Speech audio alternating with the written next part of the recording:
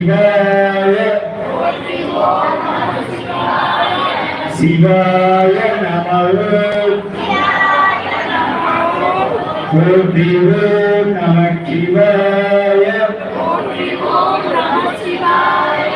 சிவாய நமः போற்றிவோம் நமः சிவாய சிவாய நமः போற்றிவோம் நமः சிவாய சிவாய நமः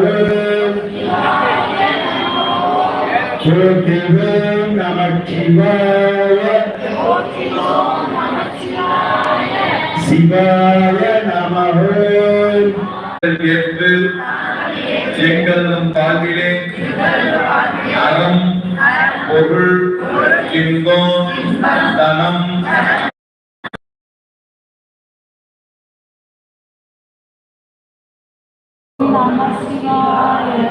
சிவாய நமः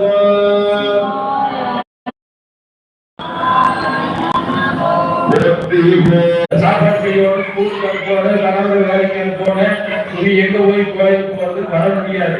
ஆனா கலிகாலத்துல இதுதான் நடக்குது. ஆகவே இந்த கலிகாலத்துல கடவுளை மனத்துல நினைக்கிற பாக்கியம் கிடைக்கிறது புண்ணியம். அதனால முடிந்த அளவு மற்றவங்களுக்கு நல்லது கொடுக்க வேண்டாம், செய்ய வேண்டாம். நீங்க வீட்டுல வழிபடும் போதோ கோயில வழிபடும் போதோ எல்லாரும் நல்லா இருக்குன்னு கும்பிடுங்க. இன்னொன்னு சொல்ற தப்பா நினைக்காதீங்க. நாம நல்லா அடுத்தவங்க நல்லா இருக்குன்னு கும்பிட்டா அவங்க நல்லா இருக்க மாட்டாங்க. கடவுள் அவன் கருமாப்படியும் அவனோட விதிப்படியும் அவன் வாழ்க்கையை நிர்ணயித்து எழுதித்தான் நம்மளை ஒரு தாயினுடைய கற்பப்பைக்குள்ளே வைத்துள்ளார். ஆகவே அந்த கருமாப்படிதான் நடக்கும். அப்படியே வழிபாடு வரணும்னா அப்படியே கோயிலுக்கு போகணும். அப்புறம் எதுக்கு அந்த சிவ பூஜைன்னு நீங்க கேட்கலாம். நல்லா ஒண்ணு தெரிஞ்சுக்கலாம். நம்ம கிட்ட ஒருத்தர் தப்பு பண்ணிடுறாங்க, நம்மள ஒருத்தர் திட்டிடுறாங்க, நம்ம கிட்ட தெரியாம பண்ணிட்டேன் மன்னிச்சுன்னு கேட்கிறாங்க, நாம மன்னிச்சிடுறோம்.